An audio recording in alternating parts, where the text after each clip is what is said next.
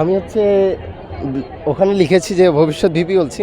এটা আমার বাবার প্রায় 5 বছর আগের ইচ্ছা। যখন আমি আপনার ক্লাস 7-8-এ ছিলাম, তখন থেকেই আমার বাবার ইচ্ছা যে উনি আমাকে নিয়ে অনেক কনফিডেন্স ছিলেন যে তার ছেলে একদিন ঢাকা বিশ্ববিদ্যালয়ে কোনো একটা ভালো ডিপার্টমেন্টে পড়বে।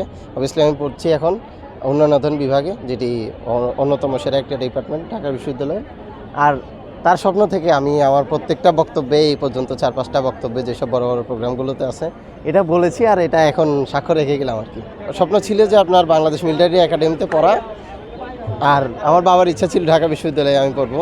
তো বাবার ইচ্ছা, বাবার স্বপ্ন তো সবার যেরকম থাকে যে ছেলে একটা বড় পর্যায়ে যাবে। তো আমার বাবা আমাকে স্পেসিফিক কোনো কিছুর উপর জোর দেয়নি, সবসময় বলেছে যে তোর যেটা ইচ্ছা সেটা কর, তবে তুই ঢাকা বিশ্ববিদ্যালয়ে চান্স পাবি। ওটা বাবার স্বপ্ন ছিল, যেটা অলরেডি পূরণ করে ফেলছে। অবশ্যই প্ল্যান আছে। আমি এখন থেকে ওটা নিয়ে অনেক আগে থেকে চিন্তাভাবনা করছি যে আমি আপনার ঢাকা বিশ্ববিদ্যালয়ে আসার পর থেকে জিনিসগুলো নোটিস করে রাখতেছি যে আমার এই পর্যন্ত যেই সব জিনিসপত্রতে আমার সমস্যার সম্মুখীন হয়েছি আমি, অথবা আমি যেসব জিনিসপত্র দেখছি যে এখনও ইমপ্রুভমেন্টের জায়গা আছে, যেগুলোতে আমাদের অথরিটি হাত দেওয়া হয়নি।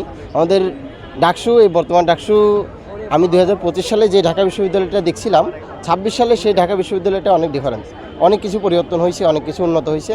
তো তাও কিছু কিছু জায়গা আছে যেগুলো খুবই ছোট, আবার অনেক বড় বড় জায়গা আছে যেগুলো সচরাচর মাথায় আসে না, আনকমন জিনিস। যেমন আমাদের ভর্তির সময়ে স্টুডেন্টদের অনেক হ্যাসেল পোহাতে হয়, যে ভর্তির প্রসেসটা অনেক লং টার্ম প্রসেস, আর একটা বিরক্তিকর প্রসেসটা, এই ভর্তির প্রসেসটা পাল্টাতে চাই। আরও বিভিন্ন জিনিসপত্র আছে যেগুলো এখন বলতে পারছি না, এখন বলবো না, কারণ ওটা বললে আমার তখনকার ইশতেহার যেটা সাজানো সেটা আগে রিভিল হয়ে যাবে। তাই। আপনার নাম কি? আমার নাম মোহাম্মদ রাফিজ, উন্নয়ন অধ্যয়ন ডেভেলপমেন্ট স্টাডিজ।